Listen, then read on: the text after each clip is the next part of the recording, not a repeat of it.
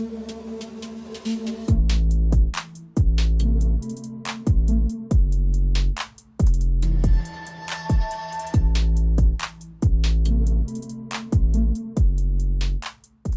guys, back again with another video. I got a comment this morning on one of my videos that goes back about 6 months about the Bucklos forks, and I just wanted to give a quick update for those of you that may be interested. This was actually brought to my attention. You wanted a little bit more clarity to kind of get a visual on my forks that I had issues with.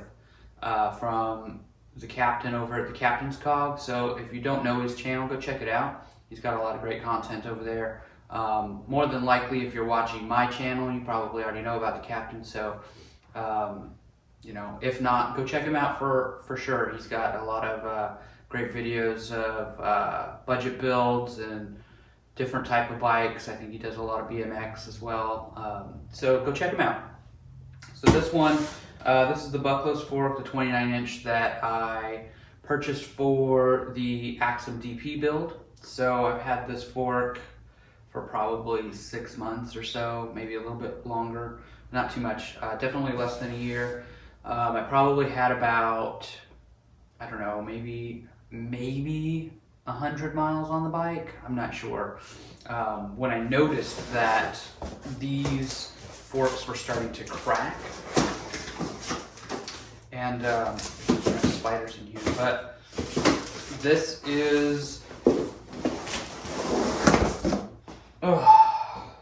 and this is the Schwinn aluminum comp fork.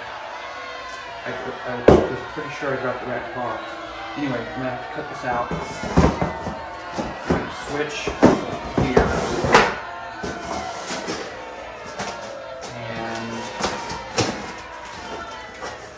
The magic of editing, you may or may not see this part.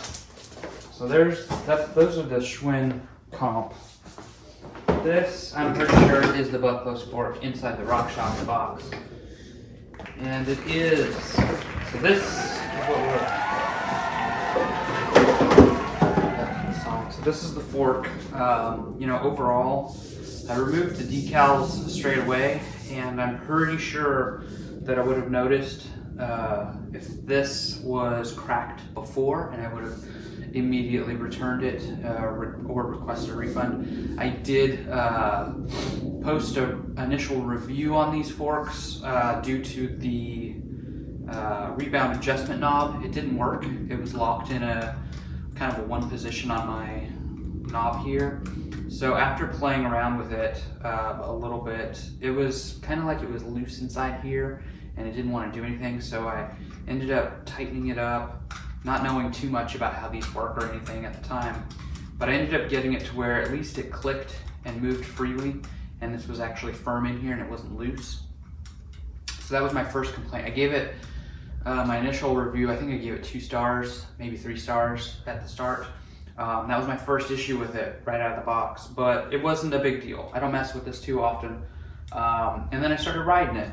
Took the decals off right away, and then probably about a month or 2 after I had this on the bike, like I said, less than probably around 100 miles of riding, I was just out here cleaning the bikes like I usually do on the weekends, get them nice and cleaned up, get any dirt and grime off of them, and I was cleaning the fork area and making sure that my stanchions were all clean.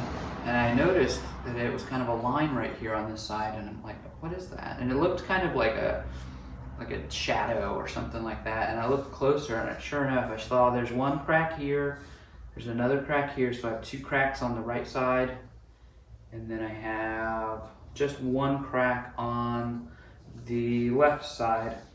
From what I can tell, there's no other issues with it, but to me, that's a structural concern that if I were to continue riding these, eventually, even though I'm not riding them super hard, the impact over time, it's going to wear things out. It's going to cause additional stress here.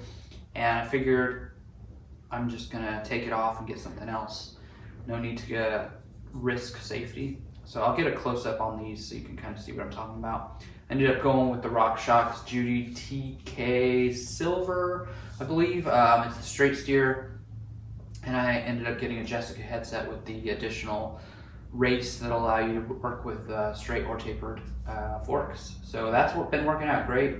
Haven't had a chance to ride it too much, but it's definitely a lot better quality feeling. And that one was only $179, and I think the original price that I paid for this was around $140.